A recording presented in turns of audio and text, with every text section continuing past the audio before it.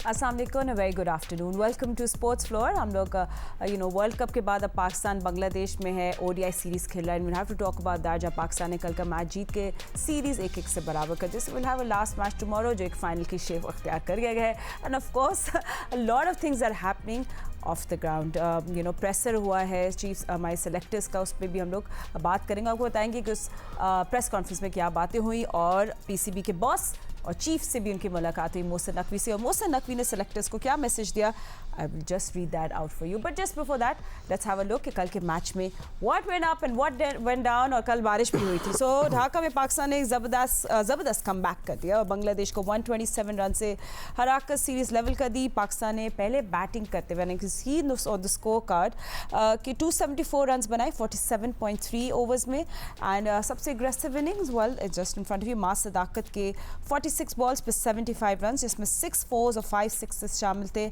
उनके बाद सलमान अली आका ने 64 रन कंट्रीब्यूट किए। देन मोहम्मद रिजवान के 44 और बांग्लादेश की तरफ से इरशाद हुसैन ने 3 विकेट्स दी। मेहदी हसन मिराज ने इकनॉमिकल स्पेल में 2 विकेट्स हासिल की। और फिर चेज़ में बांग्लादेश कभी गेम में हमें आज सच नज़र नहीं आए। कैप्टन शाहीन आफरीदी ने अर्ली स्ट्राइक्स दिए, जबकि हारिस रऊफ और मास सदाकत ने 3 विकेट्स लेके बांग्लादेश को सिर्फ 114 रन पर ऑल आउट कर दिया, सिर्फ 23.3 ओवर्स में।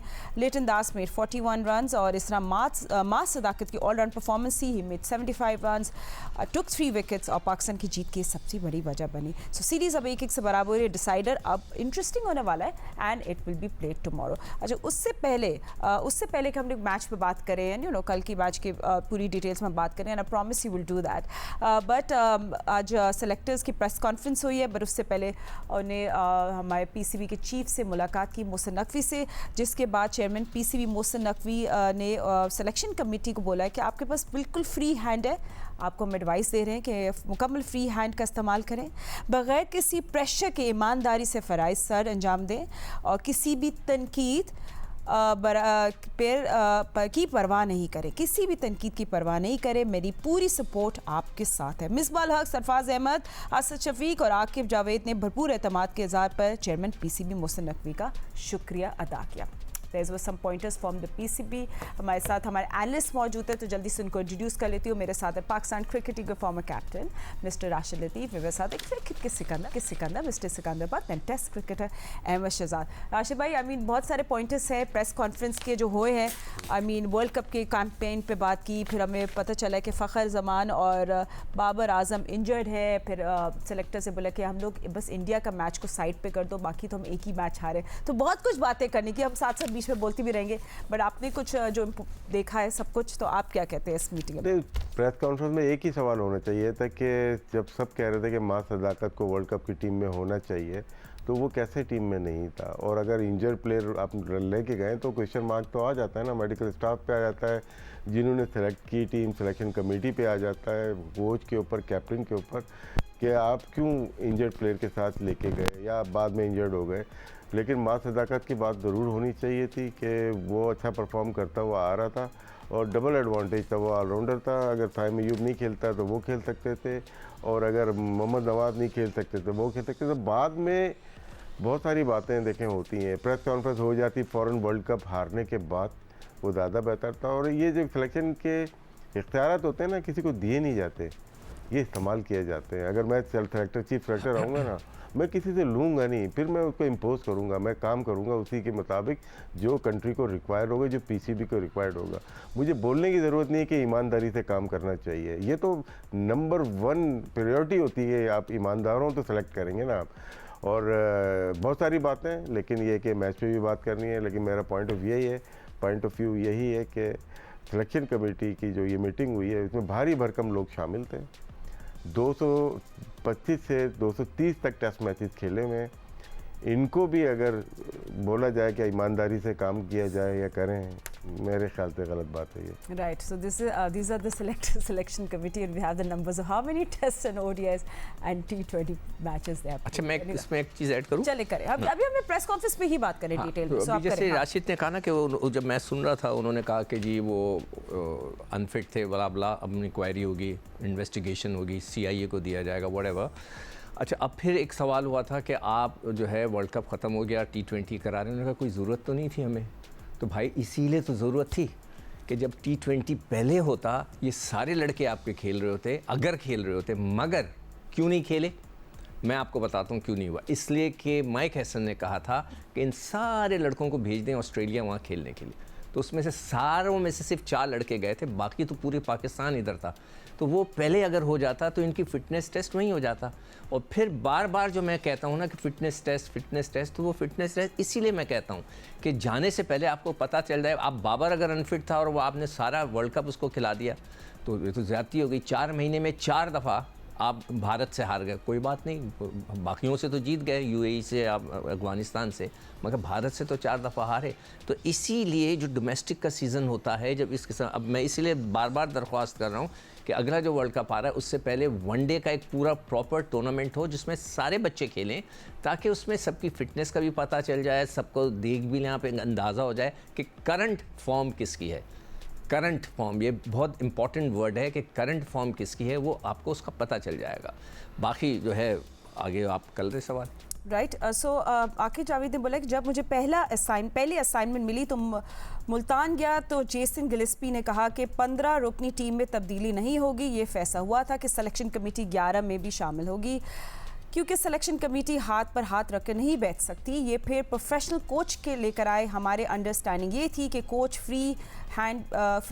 को फ्री हैंड मिलना चाहिए। इस मरतबा भी 20 प्लेयर्स दिए एंड उसके साथ साथ उन्हें ये भी बोला कि इंटरनेशनल इवेंट्स की मुनासबत से डोमेस्टिक टूर्नामेंट्स नहीं होते।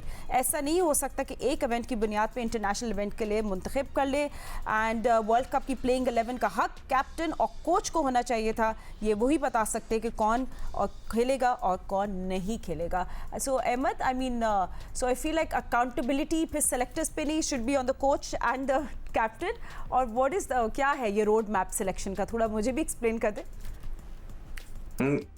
एक दूसरे से हटाने की कोशिश आप देखें, उस दिन मिसबाउल हक भी एक हमारे चैनल के शो पे आए थे और उस पे उन्होंने यही बोला कि प्लेयर्स की जिम्मेदारी, ठीक है, तो उन्होंने अपने आप से हटा दिया। आज आकिब भाई ने बोला कि कोच और कप्तान की जिम्मेदारी है। अपने आप जब उनसे पूछेंगे तो वो कहेंगे सिलेक्शन की जिम्मेदारी है, टीम हम जो प्लेयर्स मांग रहे थे वो नहीं मिले। सो यही चलता आ रहा है पाकिस्तान में। देखें ऑडेसिटी देखें, मान ही नहीं रहे हैं। वो अपनी सीरीजें गिनवा रहे हैं कि हम जो है ना 1.5-2 साल पहले साउथ अफ्रीका गए थे, वहां पे हम जीत गए, और जो है ना हम ऑस्ट्रेलिया गए थे, वहां पे जीत गए। तो भाई अगर इतना अच्छा जीत गए थे और इतनी उनकी पूरी टीम खेल रही थी और सारे जो है ना उनका कोई रेस्ट पे नहीं था, तो फिर क्यों हटा दिया वहां के बाद रिजवान को? आपने क्यों पंगे लिए आपने? हमने तो नहीं कहा था कि आप हटा दें। अगर इतना ही अच्छा आप खेल रहे थे, आपको भी पता है कि उनकी पूरी टीमें ही नहीं खेलती हैं आपके साथ। आपको पता नहीं है आकिब जावेद साहब को कि 8-8 लड़के नहीं उनके खेलते, 7-7 लड़के नहीं खेलते।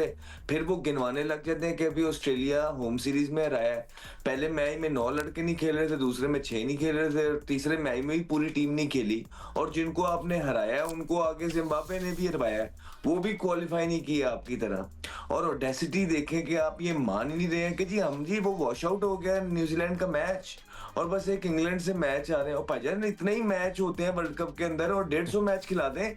नेदरलैंड से भी हारने लगे थे आप। वो तो फहीम अशरफ नीचे से स्कोर ना करता तो आप तो गए थे, चलते बने थे ना।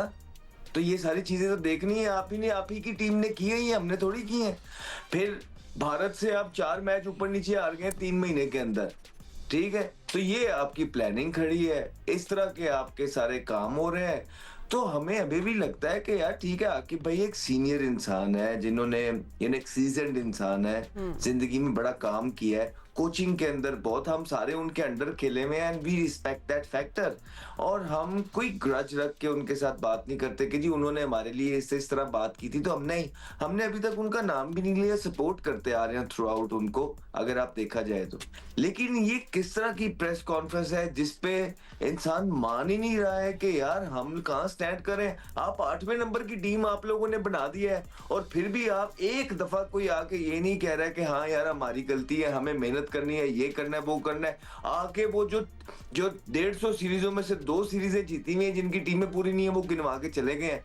और इतनी भारी भरकम आपकी सिलेक्शन कमेटी जो कि ईद की चांद की तरह देखने को नजर आती है, तो आज आपने इनको सामने ला के खड़ा कर दिया और हमारे पास बात आ गई कि जी इन पे बात कर ले, टीम का वहां बेड़ा करता है।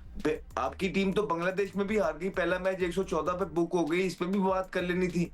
इस पे नहीं आकिब जवेद साहब ने बात की। कोई उनसे सवाल होता है कि जी आप रिस्पॉन्सिबिलिटी लेंगे वर्ल्ड कप का, वो कहते जी मिसबा से सवाल कर लें, तो वो भी ठीक कह रहा है। और सिलेक्शन कमेटी, एक टाइम होता था 2 मैच 4 मैच, अजहर भाई हम मजाक मजाक में बात भी करते थे, अजहर भाई आधा मैच खेले में सिलेक्शन, और बड़ी अच्छी सिलेक्शन करते थे। आजकल आपने सारा जो है ना कप्तानों को सिलेक्शन कमेटी के अंदर बिठा दिया है, तो बाहर कौन करेगा इन्हें? और फिर आप लोगों का एम ही यही हो गया कि हम चाहते ही यही थे कि जी हम सेमीफाइनल तक पहुंच जाए, तो बस सेमीफाइनल की टीम भी जो है ना वो भी नहीं ना रहे आप। दुनिया वर्ल्ड कप जीतने जाती है, ठीक है। पाकिस्तानियों का और पाकिस्तान का जो ऐसा ज़हन बना दिया हमारे इन प्लेयर्स ने, कुछ आद ने, कुछ एक्स प्लेयर्स भी थे, कुछ मेरे साथ भी खेले, कि सेमीफाइनल हमारा क्राइटेरिया बना दिया पाकिस्तान का। तो इसी वजह से अब हम सेमीफाइनल में भी नहीं पहुंचते। पहले हमारा क्राइटेरिया फाइनल होता था, फाइनल जीतना है, तो कहीं ना कहीं हम सेमीफाइनल में पहुंच जाते थे, बहुत गंदा खेल के भी। अब हमारा लैंडमार्क और गोल ही सेमीफाइनल है, तो हम वहां भी नहीं पहुंचते और पूल स्टेज से बाहर हो रहे हैं। मुबारक हो इन सारों को। तो यही हाल पाकिस्तान टीम का जो पिक्चर है वो हमें नजर आ गई है फातिमा, पहले मैच के अंदर जब 114 पे। फिर आप कहते हैं जी सिलेक्शन ने क्या किया, भाई मां सदाकत वगैरह को आप क्यों नहीं लेके गए? फिर हसन नवाज ने जब 1 नंबर पे सेंचुरी की, कहाँ गए हसन नवाज? उनको वहां से क्यों हटा दिया आपने? Right, फिर मोहम्मद हारिस ने T20 में सेंचुरी की, आपने उनको क्यों हटा दिया? बताइए। कामरान गुलाम वगैरह, उसामा मीर को परफॉर्मेंस करके आपने साइड पे कर दिया, ठीक है। इसी तरह आपके तैयब ताहिर वगैरह को प्रॉपर चांसेस दिए नहीं गए। आकिब जवेद ने जब न्यूजीलैंड के अंदर सबसे तेज बॉलिंग की थी, तो आकिब जवेद ने क्यों नहीं सिलेक्ट किया आकिब जवेद को? बताइए इन चीजों का जवाब। I think there were so many questions that were pending जो पूछने चाहिए थे। एब्सोल्युटली राइट है। अली रजा को क्यों नहीं अभी तक पाकिस्तान टीम में सिलेक्ट किया गया? किसको बचाने के लिए? जमान खान जब परफॉर्मेंस कर रहा था, तो किसको बचाने के लिए जमान खान को बाहर कर दिया गया? ये बताइए। अरशद इकबाल अभी तक टीम के अंदर क्यों नहीं प्रॉपर चांस उसको मिले? तो ये सारे चीजें हैं जो आकिब जवेद साहब से जर्नलिस्ट ने पूछनी थी, लेकिन अल्लाह आलम जर्नलिस्ट भी किस तरह के सवाल करते हैं कि जो No, there was some hard-hitting question that needed to be asked. You're absolutely right, Ahmad. अच्छा, एक और भी बात उन्हें बोले कि जसप्रीत बुमराह फास्ट बॉलर्स का उस्मान तारिक है। वो मुख्तलिफ अंदाज में बॉलिंग करता है, अब तो उसको भी मार पड़ना शुरू हो गई है। वर्ल्ड कप में बुमराह के अलावा कोई ऐसा बॉलर नहीं है जिसने अपना इम्पैक्ट छोड़ा हो। हमें 90 की दहाई की क्रिकेट से बाहर निकलना होगा, अब वक्त तब्दील हो चुका है। ये कहना है आकिब जावेद का। So this is some snippets from the press conference. 90s के तो सारे एडवाइजर 90s के रखे हुए हैं, तो वही रिफ्लेक्ट करेगा। इंडिया के सक्सेस ये है कि 90s का चैप्टर निकाल दिया उन्होंने। हम घूम के 90s पे आके फंसते हैं, और वो करप्शन का दौर था हमारा, ठीक है ना। इंडिया का भी वो दौर करप्शन का था, उन्होंने निकाल के ख़त्म कर दिया। वो 2001 ऑनवर्ड आ जाते हैं, जहाँ पे थोड़ा सचिन आता है, फिर गंगोली की क़यादत आ जाती है, और उसके बाद द्रविड़ है, सहवाग है, युवराज है, उसके बाद धोनी है, विराट है, रोहित है। वो गए नहीं 90s की तरफ। हम आज भी प्रेस कॉन्फ्रेंस में उनका जिक्र कर रहे हैं, तो यही तो डिजास्टर है हमारे पाकिस्तान में। राशिद भाई, आई थिंक अगर सिस्टम स्ट्रांग हो तो प्रेस कॉन्फ्रेंस करने की आपको जरूरत ही नहीं पड़ती and give so many explanation. असल में ये वीक बोर्ड होते हैं ना, जब प्रेस सोशल मीडिया पे बात उठती है ना, ये इनका ये प्रोफेशन है ही नहीं, तो ये घबरा जाते हैं। ये घबराई हुई प्रेस कॉन्फ्रेंस अरेंज की गई, जो कि फ्लॉप हो गई। सिको जहाँ तक हमें सब लग रहा है कमेंट्स के साथ कि they were not well prepared for this press conference. होता है ना, हम लोग पूरा डिसाइड करके आते हो बिफोर दैट, बट क्या Pakistan cricket series to series decisions ले रहा है, और the selectors are actually thinking about a long term plan? Is there a long term plan और we are just going series to series? नहीं, देखो, हम series to series जो कुछ अरसे के लिए जब मैं वहाँ पे एज एन एडवाइज़र बैठा हुआ था, तो उनके पास एक लिस्ट है। अब उस लिस्ट से वो दाएं बाएं नहीं होते, वही 18-20 लड़कों की लिस्ट है कि उसमें ऐड नहीं होता, सब्सट्रैक्ट नहीं होता, बस उसी में से ऊपर नीचे कुछ गेम खेल रहे होते हैं। वो ये नहीं सही था। अगर पूछा जाए, जैसे मैंने उसका अली रज़ा का पूछा था, उन्होंने कहा नहीं, उसकी कमर में वो अभी बेल्ट बांध कर खेल रहा है, ही इज़ नॉट फिट। मैंने ज़मान खान का पूछा, वो किधर है? उन्होंने कहा जी ज़मान खान जो है मोटे हो गए हैं, वो नहीं कर रहे। मैंने हसीबुल्ला का पूछा कि हसीबुल्ला भी तो हमारा विकेट कीपर बैट्समैन, उसका क्या हुआ? उन्होंने कहा कि वो इनडिसिप्लिन है। मैं कहा वो किस तरह इनडिसिप्लिन है? उन्होंने कहा जी वो मतलब खोए रहते हैं, एक दफ़ा बग़ैर सामान उठाए एयरपोर्ट पे आ गए, सामान उनका होटल पे रह गया। वो बिल्कुल ही मतलब उनका जहन कहीं नहीं होता। मैं कहा अच्छा, मतलब मुझे पहली दफ़ा इन लड़कों, मैं तो इन लड़कों को कभी मिला ही नहीं, मुलाकात नहीं हुई, बस इनकी कहानियाँ मैं इस तरह मैं सुन रहा था। तो भाई फ़लाँ लड़का किधर है, तो इसी तरह वो मैंने उनका पूछा कि जी आपने काशिफ अली को क्यों खिलाया, कोई जवाब नहीं मिला मुझे। मैंने कहा आपने टेस्ट में आप ही लोग सेलेक्टेड थे ना, तो आपने उस डेड विकेट के पास बेचारे को क्यों डेब्यू करा दिया, वो किधर है, कोई जवाब नहीं मिला। फिर उसके बाद जो है वो और अब्बास अफरीदी का पूछा, नहीं वो स्लो रन बहुत ज़्यादा करा देते हैं, तो लोगों को पता चल जाता है कि वो स्लो रन करा रहे हैं, तो वो सब इंतज़ार में खड़े रहते हैं। अब मतलब ये मैं अगर जो एज एन एडवाइज़र वहाँ था, मैं सुन रहा था उनकी बातें, तो मुझे तो यही फीलिंग आई कि वो एक सिलेक्टेड प्लेयर हैं, बस उन्हीं के बाहर। अब आज साद मसूद के बारे में पूछा गया, उन्होंने कहा वो हमारे प्लान का हिस्सा हैं। अगर वो हिस्सा हैं तो उसको भाई आप डोमेस्टिक क्रिकेट तो खिलाओ। एक मैच नहीं खेला वो बच्चा, मुझे कोई किसी से जानी दुश्मनी नहीं है, मैं तो उनको जानता भी नहीं हूँ, मगर ये तो फिर सिलेक्शन कमेटी का होता है ना। अगर मैं सिलेक्टर हूँ, मैं टारगेट करता हूँ कि मैंने राशिद लतीफ़ को खिलाना, यार ये जैसे फैसल अकरम को मैं कहता हूँ मुझे बहुत अच्छा लगा, तो मैं कहीं ना कहीं उसको घुसाऊँगा कि आप जाओ एक मैच तो खेलो, देखो। ऐसा कुछ नहीं होता वहाँ पर, वो अपने ही प्लान से चलते हैं। अच्छा, उसमें एक और इन्होंने बात की थी कि जो 11 लड़के जो होते हैं उसमें सिलेक्टर का हिस्सा होता है, कहा था ना ये शायद उसके राशिद, तुमने सुना था? नहीं, मैंने। अच्छा, वो कह रहे थे कि जो 11 जो सिलेक्शन होती है उसमें हमारा जो है सिलेक्शन का हाथ होता है। बाद में वो कहते हैं नहीं हमारा नहीं था, तो वो मुझे कुछ समझ में नहीं आया, वो हैंडल नहीं कर सके। उसमें ये था कि पहले जब गिलस्पी थे तो वहाँ से पावर ले ली गई थी, जब खुद आए थे तो पावर अपने पास रख ली थी, और अब बोल रहे हैं कि ये इनके पास पावर नहीं होनी चाहिए। कह रहे हैं हमें कोई शौक नहीं कि हम यहाँ बैठ के 11 का फैसला करें, और ये आज़ादी कोच और कैप्टन को होनी चाहिए, उन्होंने ग्राउंड में लड़ना होता है। तो ये 11 के तश्कील में मेरा कोई हिस्सा नहीं। आकिब जावेद का कहना है ये तय। जैसन गिलस्पी से क्यों ले ली थी पावर, उससे वापस पावर क्यों ले ली थी फिर?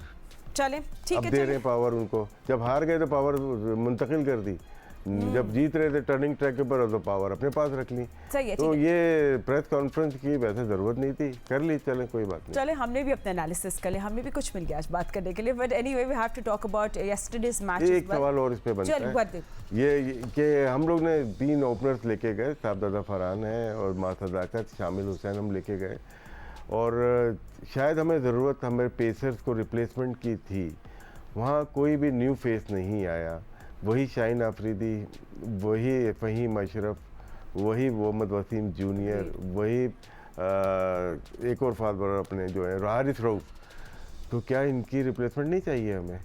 सिलेक्शन कमेटी से ये सवाल करना चाहिए। हम तो हार भी बॉलिंग से, दोनों से हार रहे हैं, ये बॉलिंग में क्या खासियत है जो दोबारा वापस यही आ जाते हैं? मगर उन्होंने देखो राशिद, उन्होंने इब्रार का एक सब्स्टिट्यूट ढूंढ लिया है, मास, मतलब अब इब्रार की उनको ज़रूरत नहीं है, इतना बड़ा बॉलर उनको मिल गया। मतलब एक दुनिया का जो नंबर 1 बॉलर था, आप उसको कैसे बिठा सकते हैं? मुझे सिर्फ ये बता। जी। पूरी दुनिया उसको रेट कर रही है, रैंकिंग में उसका नंबर आ रहा है, दुनिया उसको ख़रीद रही है, सब कुछ है, आपने उसको बिठा दिया। ये मेरे से बिल्कुल हजम नहीं हो रही बात। नहीं, बट बहुत वैलिड पॉइंट है अहमद, राशिद भाई का बाद बॉलिंग एस्पेक्ट। बॉलिंग का क्या क्वेश्चन है, जरा बताइएगा। अहमद ये कह रहा था कि हमारी बॉलिंग चेंज नहीं हो रही, हमने बैट्समैन लेके आ गए काफी नए जो। जी, तो इसलिए आपको कह रहा हूँ कि आपका जो अमल दखल होता है ना आपकी सिलेक्शन कमेटी के लोगों का, वो पीएसएल के साथ एसोसिएट नहीं होना चाहिए। हम ये पहली दफा नहीं देख रहे, ना ही किसी पे इल्जाम लगा रहे हैं कोई अपने लोगों को प्रोटेक्ट, लेकिन इस तरह की स्मेल आती है लोगों को कि बड़े अरसे से प्रोटेक्ट किया जा रहा है। जब भी कोई अच्छा बॉलर आता है, वो परफॉर्मेंस करने लगता है, उसको गायब कर दिया जाता है। जमान खान जिस तरह आके उन्होंने सबको इम्प्रेस किया था, गायब हो गए, और आज वो कल अनफिट हो गए। मुबारक हो उन सबको कि बिल्कुल ही रास्ते से हट गए। आप देखें एहसानुल्लाह आया, राइट, उसने आके थ्रेट की 1-2 की जगह, और उसके बाद वो अनफिट हो गए, और उसके बाद उनका इलाज भी ठीक नहीं कराया गया और उनको रास्ते से साफ। आकिब जवेद आए न्यूजीलैंड के अंदर, उन्होंने सबको हिलाया डराया, उसके बाद देख लें कि वो गायब है, जी नो बॉल करता है। वो तो हमें भी फिक्र करता है, जो आपके खेल रहे हैं उनको भी जी 4 ओवरों में सर 50-50 होता है, तो उन पे भी कोई एलिगेशन लगा दे। जिन जिनको बाहर किया उनको एलिगेशन, जो अच्छे परफॉर्मर थे, एलिगेशन एक्सक्यूज लगा के साइड पे कर दिया। जो अपने हैं उनको अभी तक प्रोटेक्ट किया जा रहा है, चाहे वो 50 खाएं, 60 खाएं, 70 खाएं, 80 खाएं। तो इवेंचुअली, मैं फातिमा आपको पहले भी बता चुका हूं, मैं आपको अभी भी बता रहा हूं कि वो जो लोग इनके अपने हैं, इनको हार के भी रिप्लेस नहीं करना है। और जब प्रेशर ज्यादा पड़ता है तो यंगस्टर लाने हैं, लेकिन उस तरह वाले यंगस्टर लाने हैं कि जो आके परफॉर्मेंस ना करे और ठीक है। के कॉम्बिनेशन हार जाए, सही उसके है। बाद दोबारा सीनियर आ जाए। तो इस चीज की स्मेल, हम नहीं कहते ऐसा होता है, लेकिन लगता है लोग मुझे अब बातें करने लग गए हैं, आवाम मुझे अब ये कहने लग गई है कि अहमद भाई, लगता है कि पाकिस्तान का पैटर्न इस तरह चलता है। तो वो कह रहे हैं कि एटलीस्ट पाकिस्तान क्रिकेट बोर्ड के लोग गए अपना तरीका वारदात बदलने। चलिए सही है, ठीक है। On that note will take a quick break. और ये फास्ट बॉलर्स की जो बात है is very interesting. I think हमें बात करनी चाहिए आगे वाले शो में, कौन से हमें ऐसे राइजिंग स्टार्स दिख रहे हैं वो can replace the existing stars. Pakistan Bangladesh के दरमियान सेकंड ओडीआई पे थोड़ी एनालिसिस करेंगे। लाइक यू नो, थर्ड और लास्ट ओडीआई कल खेला जाएगा and it will be a series decider. So कल पाकिस्तान थोड़ा अपने शेल से बाहर निकला, डिड दे बाउंस बैक और did they fully convince you और नॉट, इस पे हमारे एनालिस्ट हम लोग ज़रूर बात करेंगे। या फिर बांग्लादेश कंप्लीटली कोलैप्स हो गई। तो बिग पिक्चर पे हम लोग नजर डालते हैं। राशिद भाई, अभी पाकिस्तान ने 127 रन से जीत लिया, यू नो सीरीज भी लेवल हो गई, मगर क्या ये कंप्लीट पाकिस्तान परफॉर्मेंस थी? And do mention mass Sadaqat because उनकी एक ऑलराउंड परफॉर्मेंस थी and everyone is talking about him. देखिए, मास सदाकत का काफ़ी पहले से इंडिकेशन तो थी कि अच्छा प्लेयर है, बॉलिंग भी करता है, बैटिंग भी करता है, लेकिन जिस अटैकिंग उसमें वो खेले वो अच्छा लगा। कल मैच का जो डिफरेंस था वो मास सदाकत की बैटिंग और बाद में कुछ हद तक बॉलिंग भी थी। उनका खेलने का तरीका टोटली डिफरेंट लग रहा है। वो T20 प्लेयर्स मोस्ट लग रहे हैं, क्योंकि वनडे में इस तरह से नहीं खेला जाएगा। ऐसा नहीं होगा कि 10 ओवर में हर मैच में आप कर रहे होंगे। जहाँ ये आउट होंगे, इनके ऊपर एक आउट होगा, तो हमें 50 ओवर खेलना मुश्किल हो जाता है। और कल भी शायद हम 50 ओवर तो हम खेलते ही नहीं, चाहे हम 300 रन कर दें।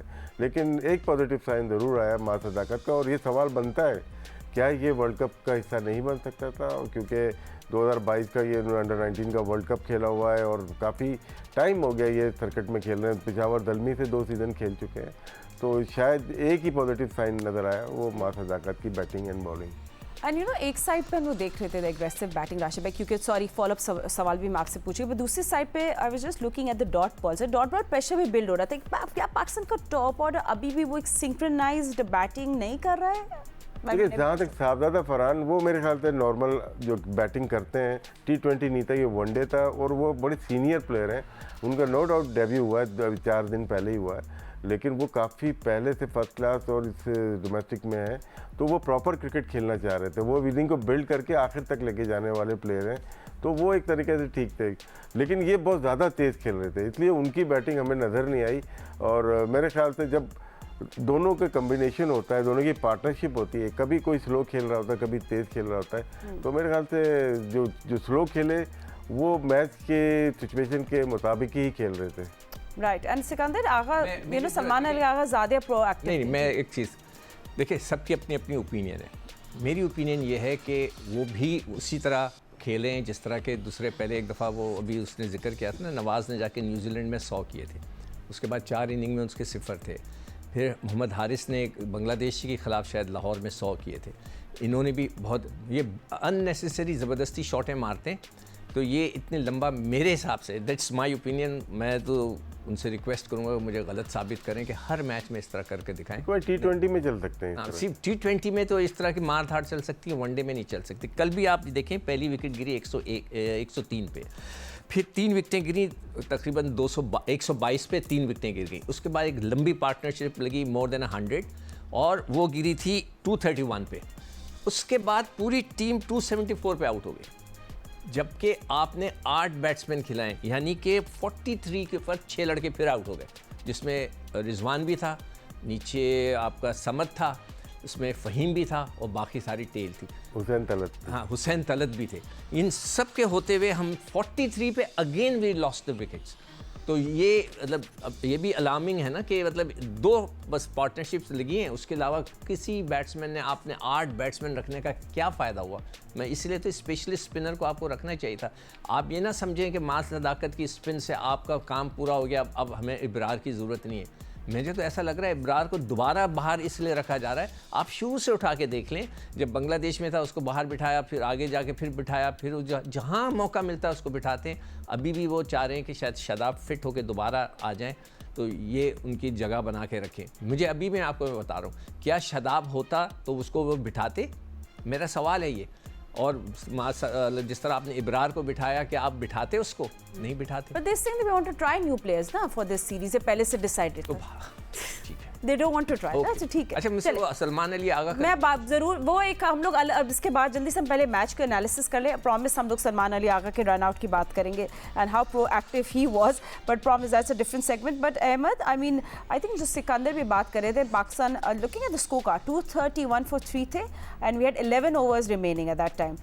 You know we were expecting 300 320, तो आपको लगता है कि 274 तक गिरना, I mean it was slightly poor finishing? Because आप अब वनडे के बारे में सोच रहे हैं, आप आगे सोच रहे हैं आपने क्या करना है। पहले मैच के हिसाब से जहाँ पाकिस्तान 114 रन पे आउट हो गया, उसके हिसाब से तो अच्छा ही खेला। हाँ, लेकिन आपके सीनियर प्लेयर्स जो थे, जिस तरह रिजवान खेल रहे थे, सलमान अली आगा थे, उनको लंबा लेके जाना चाहिए था। और वो सलमान अली आगा का भी वो जो सारा मेहदी हसन के साथ हुआ, एक बड़ी सिली सी चीज दोनों के दरमियान में हुई। सलमान को भी पहले ये चीज नहीं करनी चाहिए थी, और फिर उसने कर ही दी फ्रेंडली एटमॉस्फेयर के अंदर, तो फिर मेहदी हसन को भी, वो कप्तान है, नहीं करनी चाहिए थी ऐसा जो फ्रेंडली था। तो इसकी वजह से पाकिस्तान का स्कोर जो है वो 270 पे रुक गया, अदरवाइज पाकिस्तान वो क्रूजिंग। और जहाँ तक देखें ना, बात है कि साहिबजादा फरहान की और वो ओपनर की आप बात करें, मास बड़ा जबरदस्त खेले, मास सदाकत, बड़ी अच्छी टेक्निक लग रही है, उनका हेल्थ बड़ा स्टिल रह रहा है, मिडिल स्टंप पे फॉल करता है, अगले बॉल को आगे, पिछले को पीछे, होपफुली वो इसी तरह पाकिस्तान को सर्व करते हैं, बड़ी जबरदस्त बात है। इसी तरह शामिल भी पोटेंशियल वाले प्लेयर लगे जिन्होंने काफी परफॉर्मेंस की है। लेकिन अगर आप देखेंगे, शामिल की पिक्चर लगाएंगे, जब वो बॉल को खेल रहे होते हैं तो एक तो उनका जो वेट होता है वो बैकफुट पे होता है, दूसरा उनका जो सर होता है वो बॉल से बहुत उधर को फॉल कर रहा होता है।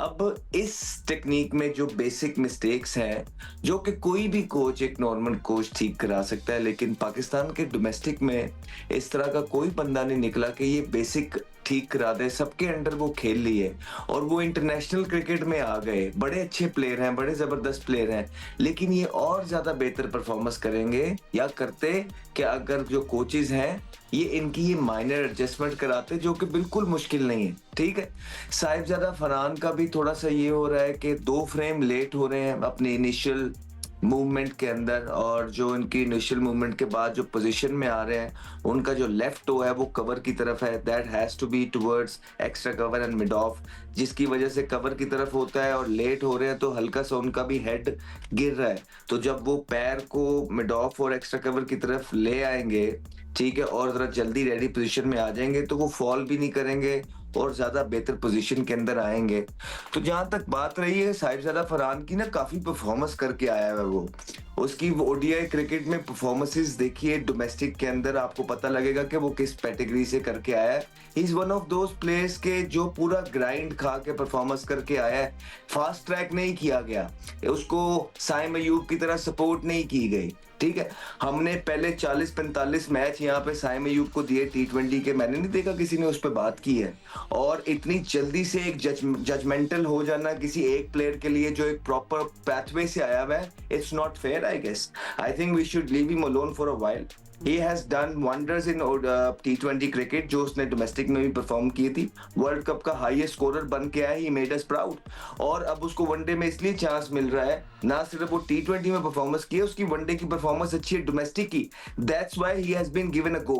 हमारी इस टीम के अंदर बहुत ऐसे प्लेयर हैं कि जो के साइडवेज से आके साइडवेज से चले जाते हैं, let's focus there for a while. और जो डिजर्विंग है, जो कर सकते हैं और जिन्होंने करके दिखाया है, पाकिस्तान का झंडा प्राउड किया वर्ल्ड कप के अंदर, थोड़ा सा उनके साथ लीनियंसी दिखाते हैं, होपफुली इंशाल्लाह दे कम गुड। ओके, चले ठीक है, चले let's come to the point and debate जो आज कल से और आज से चल रही है, but Salman Ali Agha run out. I mean Salman Ali Agha, देखिए बाय लॉ तो आउट था, ठीक है, वो तो हम सबको पता है। अच्छा, अब ये है कि आगा क्रीज से बाहर थे, इनके साथ ने मिस कर दिया बॉल को, ने पैरों से रोका, फिर पिकअप करने लगे।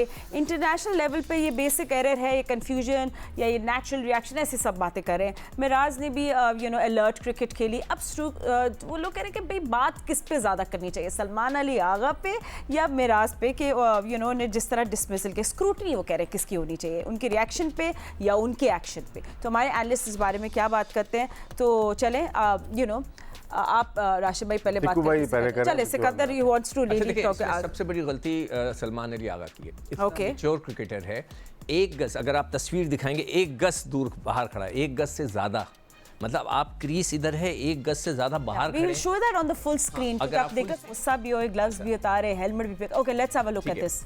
ये देखें स्क्रीन पे, स्क्रीन एक गज से ज्यादा देखें आप, एक गज से ज्यादा वो बाहर है, तो उसका मेरे हिसाब से एज अ मैच्योर क्रिकेटर उसका रिएक्शन ये होना चाहिए था, गेंद आ रही थी उसकी तरफ, फौरन वो वापस आ जाता, ठीक है, क्रीज की तरफ बल्ला रख देता, चाहे फिर उसके बाद वो उठाकर उससे पूछकर गेंद दे देता। आप एक गज बाहर खड़े हैं, फिर आपने बल्ले को रोकने की, अब गेंद उठाने जा रहे थे कि उसने उठा ली, ठीक है, उसको नहीं करना चाहिए था, इसलिए कि स्पोर्ट्समैन स्पिरिट का।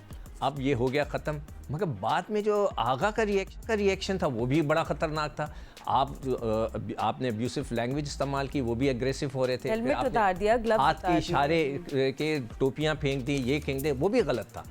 आपने एक ने गलत किया, आपने भी वो गलत कर दिया, बात खत्म हो गई। उसने आपको गिरेबान पकड़ा, थप्पड़ मारा, आपने भी उसको मारा, बात खराब हो गई, बराबर हो गई। तो आपको भी ये रिएक्ट नहीं करना चाहिए था। आपकी गलती ज़रूर है। आप देखें एक गज बाहर खड़ा हुआ है, एक गज, ये देखें, अब वो उठाने के, यू कांट डू दैट। आपको सबसे पहले आपका reaction as a matured cricketer, फिर आप वापस बल्ले पे आते। उसका भी गलत था, उसको छोड़ देना चाहिए था कि चलो भाई आप ये गलत कर रहे हो, मगर उसने नहीं छोड़ा। By law it is out, so we don't person to person vary करता है। और मिराज ने जो किया रूल के मुताबिक अश्विन भी करते हैं, इतने गलत चीज़ नहीं है। स्पिरिट ऑफ द गेम के खिलाफ जाती ज़रूर है, लेकिन आप बैटिंग करने गए हुए, फील्डिंग तो नहीं कर रहे ना आप क्यों हेल्प करने की कोशिश कर रहे हैं, ठीक है। लेकिन जो सिक्कू भाई की बात है दूसरी, जो कि आईसीसी के इनडिसिप्लिन होने में आ जाता है, इनको कोड ऑफ कंडक्ट के खिलाफ वर्दी की है। स्क्रीन के ऊपर आपने हेलमेट उतार के ज़रा गुस्सा भी दिखाया है, तो शायद इनके ऊपर फ़ाइन हो सकता है, क्योंकि आईसीसी तो रूल्स अपने बना के रखता है और उसी के दायरे में वो होता है। देखिए जानी बेरिस्टो के साथ भी हुआ था, अभी रन आउट हुआ था वो एशेज़ में, 2-3 दफ़ा उन्होंने देखा था कि आगे चला जाता है, बॉल खेलने के बाद आगे चला जाता है, और टीम कैरी ने, एलेक्स कैरी ने एक दफ़ा मौके से फ़ायदा उठाया और आउट कर दिया। तो वह इंग्लिश प्रेस ने भी बड़ी बात की थी, तो वो पहली दफ़ा नहीं हुआ था, वो 3-4 दफ़ा ये खिलाफ वर्जी कर चुका है, तो इसके ऊपर उनको आउट किया गया। पर्सन टू पर्सन ये वेरी करता है, और ऐसी चीज़ें होती रहेंगी आगे भी। बहुत सारी चीज़ें वेस्ट इंडीज़ के प्लेयर जो थे वो छोड़ देते थे, क्रिस गेल को देखें या सर बिब रिचर्ड्स को देखें, बॉलिंग करते हुए प्लेयर आगे चले जाते थे। कॉटनी वॉल्श का आप देख लीजिए, 87 के वर्ल्ड कप में सलीम जाफर आगे जा रहे थे, उनको खड़े हो गए, और वेस्ट इंडीज़ वो वर्ल्ड कप से बाहर हो गया था, उसी मैच में वर्ल्ड कप से बाहर हो गया था। तो पर्सन टू पर्सन बहुत वेरी करता है। मुझे किया था 1979 में, एलन हर्स्ट उनका बॉलर था ऑस्ट्रेलिया का, मैं आसिफ इकबाल के साथ खेल रहा था, मैं थोड़ा सा आगे निकला, उसने मुझे पीछे से आउट कर दिया था, फिर वो टेस्ट मैच जीत गए थे वो। उसके बाद ये हुआ था कि ना जावेद भाई ने भी हिल्डिच को आउट कर दिया था, रन आउट कर दिया था, फिर मुश्ताक मोहम्मद उसको वापस लेके आए। एक और चीज़ भी हुई थी नहीं ना, हमें एक पूरा शो करना चाहिए आप लोगों की स्टोरीज के साथ। How about that? ओके, हुआ था कि सरफराज को मैंने गेंद फेंकी, सरफराज को बीच में हिल्डिच खड़ा था, उसने पकड़ के सरफराज को दे दी, सरफराज ने जो है अपील कर दी उसको आउट। आई थिंक ये विंटेज क्रिकेट शो का 90s क्रिकेट शो हमें करना चाहिए, इवन दो हमें उस 90s मैंने अपने ट्विटर के ऊपर एक क्लिप डाली है जो 79 में हॉक को रन आउट किया था जावेद ने, वो क्लिप मैंने डाली। Alright, so the last few words for all of you. Emmett, you want to go with the same playing 11 tomorrow, or do you want to कहीं आप tweak करना चाहते हैं? नहीं, ट्वीक क्या करनी है, ये इसी तरह के शहंशाह है, सारे से बस खिला ले जिसको दिल करता है। मुझे तो वेयर इज नसीम शाह, वो क्यों नहीं खेल रहे हैं? वो ओडीआई में बड़े जबरदस्त बॉलर थे, मुझे तो मैं चाहता था कि अली रजा सिलेक्ट हो, वो नहीं है। आकिफ जवेद इस टीम के अंदर नहीं है, जमान खान को डोमेस्टिक में फेंक दिया। हाँ, और दूसरा ये कि आपकी पेशावर में जो डोमेस्टिक हो रहा है वो एक सवाल हुआ है कि आप जो टीमें सिलेक्ट कर रहे हैं कि आप देख रहे हैं इन पर्सन भी देखने जा रहे हैं या टीवी पे देख के सिलेक्ट कर रहे हैं, तो वो सवाल का जवाब ही नहीं दिया गया और मिसबा की तरफ चीजें कर दी गई।